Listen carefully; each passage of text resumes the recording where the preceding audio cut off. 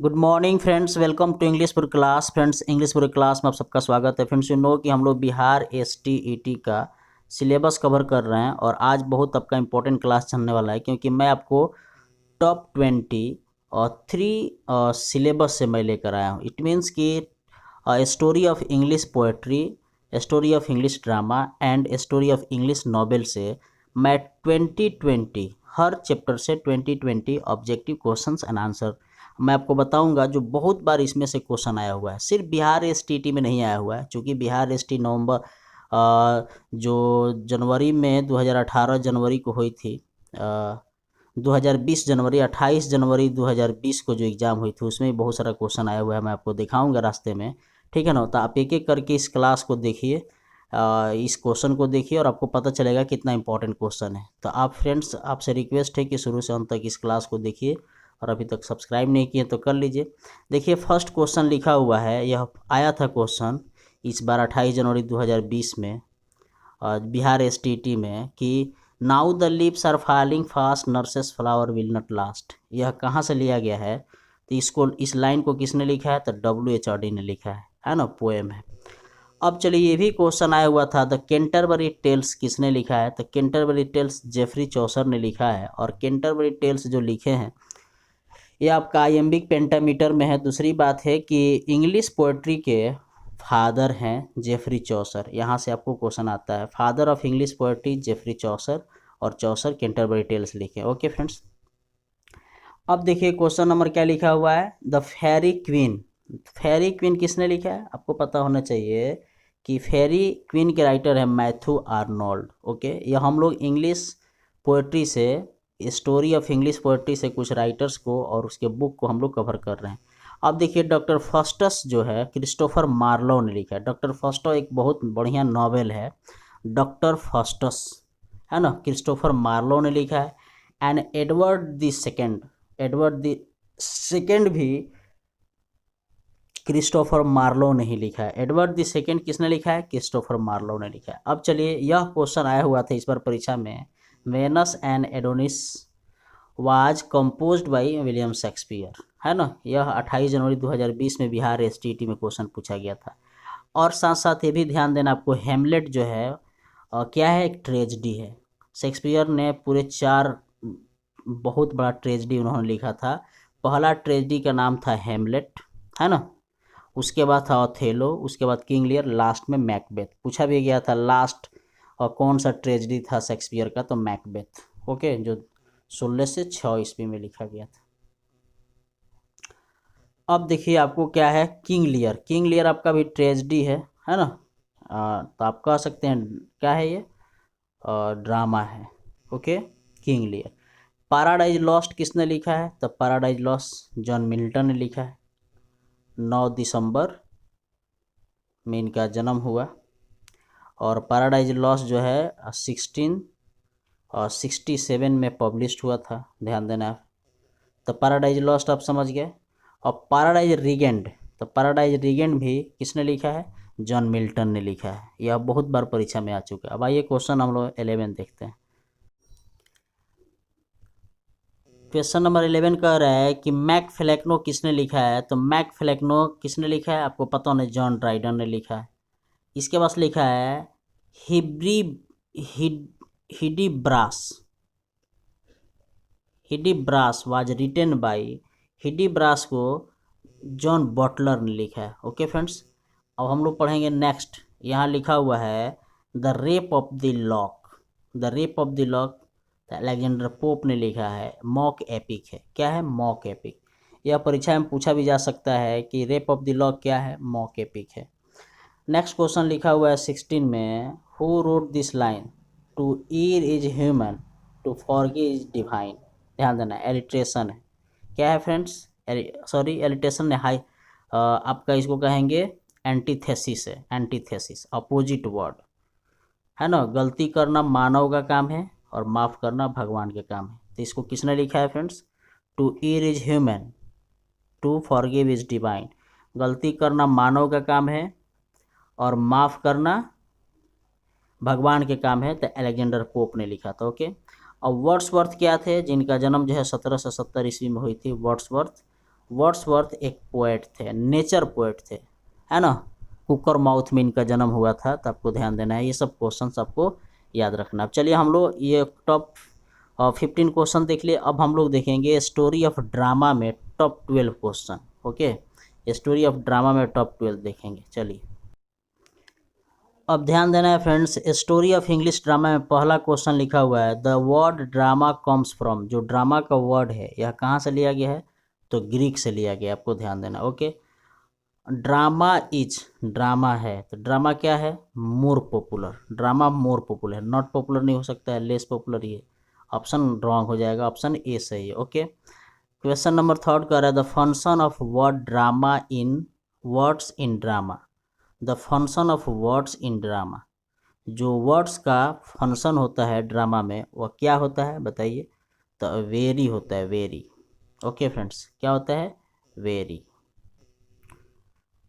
तो आप समझ गए, वेरी का मतलब होता है घटना बढ़ना, माने परिवर्तित होते रहना। ड्रामा में जो वर्ड्स होते हैं वो घटते बढ़ते रहते हैं।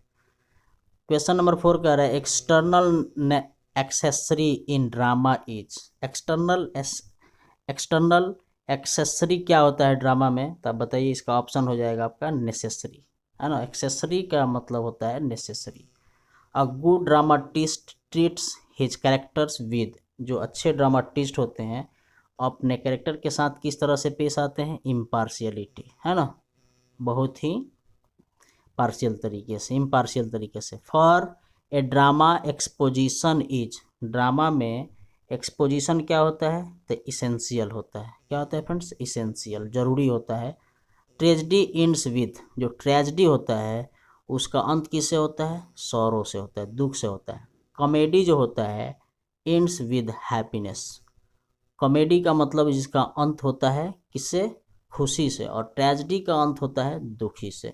ओके फ्रेंड्स, क्वेश्चन नंबर 9 का रहा है the principle of contrast is. The principle of contrast is important. Okay, जो कंट्रास्ट माने जो परिवर्तन का सिद्धांत है वो बहुत इम्पोर्टेंट है ड्रामा में। अब क्वेश्चन नंबर 10 का रहा है ट्रेजिक कॉमेडी का मतलब क्या होता है। ट्रेजिक कॉमेडी का मतलब क्या होता है, बोथ ट्रेजेडी एंड कॉमेडी दोनों होता है। ओके, फार्स बहुत इंपॉर्टेंट क्वेश्चन है जो बहुत बार परीक्षा में आ चुका है। फार्स का मतलब क्या समझते हैं, तो फार्स का मतलब होता है एक्साइट लाफ्टर, माने थोड़ा ज़्यादा एक्साइटेड होकर हंसने को फार्स कहा जाता है। Sacred plays were known as. जो सेक्रेड प्लेज होता है उसको आप क्या समझते हैं, मिराकल प्लेज समझते हैं। ओके, क्या समझते हैं, मिराकल प्लेज। अब हम लोग क्वेश्चन देखेंगे बाबू। क्वेश्चन ये आपका टॉप 12 क्वेश्चन है इंग्लिश ऑफ ड्रामा से। ओके, अब हम लोग English of story of novel में कितना 20 क्वेश्चन देखेंगे। चलिए, तो फ्रेंड्स हम लोग अब देखेंगे story of English novel. English novel हम लोग देखेंगे, क्या देखेंगे friends, story of English novel.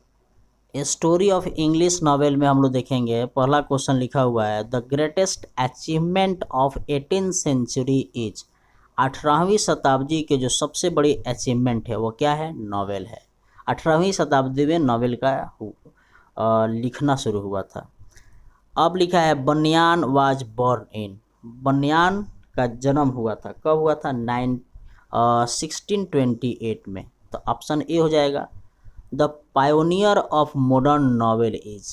Pioneer of modern novel is आपका ऑप्शन 3 का हो जाएगा बनियान, आपको ध्यान देना है। अब नीचे लिखा हुआ है Daniel डिफो was died in. Daniel डिफो का मौत कब हुआ था, 1731 में। तो इस तरह से आप ऑप्शन को ध्यान में रखेंगे।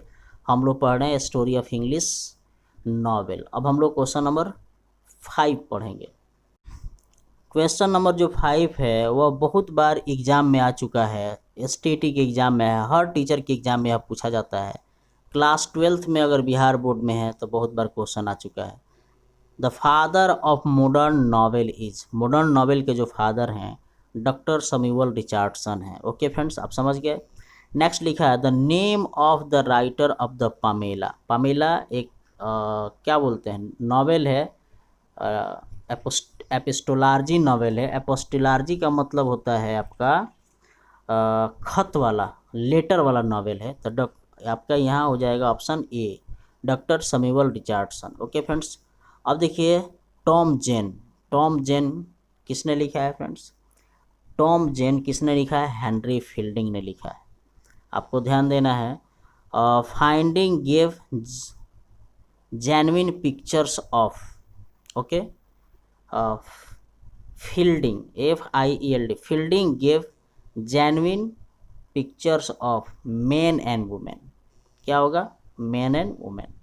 Oliver Goldsmith was born in, Oliver Goldsmith का जन्म कब हुआ? 1728 में, Oliver Goldsmith. Okay friends, Pride and Prejudice के राइटर कौन है बताइए? प्राइड एंड प्रेजुडिस के राइटर कौन है? John Austen. बहुत बार परीक्षा में आ चुका है pride and prejudice. Scene was made essential element in fiction by. Okay friends, तो आपका ऑप्शन हो जाएगा जॉन ऑस्टिन।